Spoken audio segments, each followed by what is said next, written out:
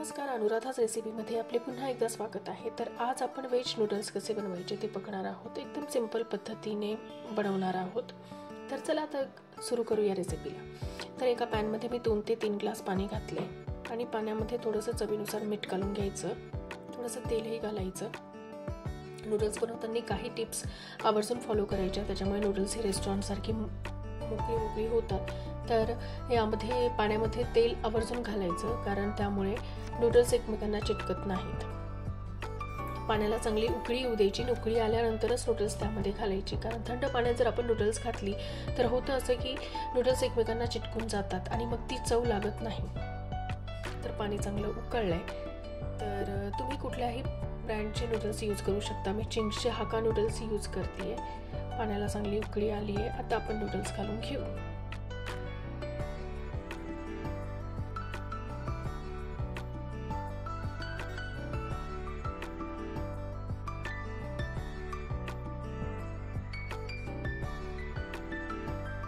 High flame वरतीच cook करायचं, म्हणजे नूडल्स जास्ती गाळ होत नाहीत।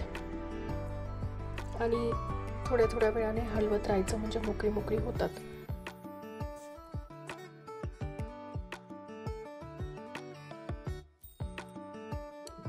नूडल्स जास्ती शिजवायचे नाहीत, 80%च कुक झाली पाहिजेत, नाहीतर जास्ती चिकट होतात आणि मग ती चव येत नाही जी आपल्याला बाहेर बाजारामध्ये मिळते।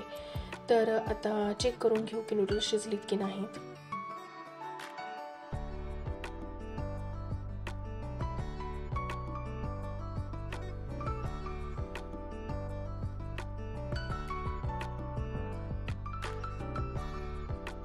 नूडल्स परफेक्ट शिजली आहेत। आता आपण यातलं पाणी ड्रेन करून घेऊ।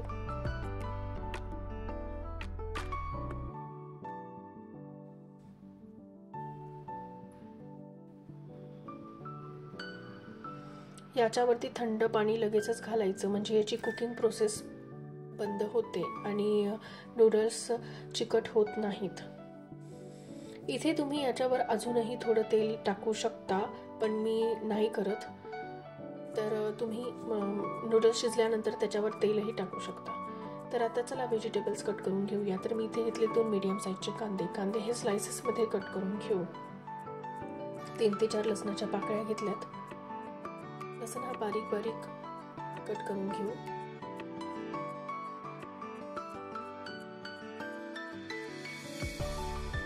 थोडीशी अद्रक घेतली आहे, ती पण बारीक चॉप करून घेतली आहे। 1 हिरवी मिरचीचं प्रमाण तुम्ही तुमच्या आवडीनुसार कमी जास्ती करू शकता। 1 शिमला मिरची घेतली आहे, अर्धीच शिमला मिरची मी घेतली आहे, कारण मी कमी नूडल्स बनवते आहे। आणि थोडीशी पत्ताकोबी हे स्लाइसेसमध्ये चॉप करून घेऊ।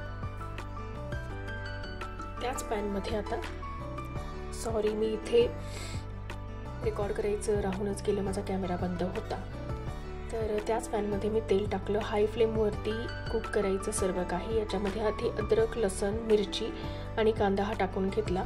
1-2 सेकंद परतवल्यानंतर लगेचच शिमला मिरची आणि पत्तागोबी घातली आहे। भाज्या जास्त शिजवायच्या नाहीत, नाहीतर त्याचा क्रंचीनेस हा चालला जातो।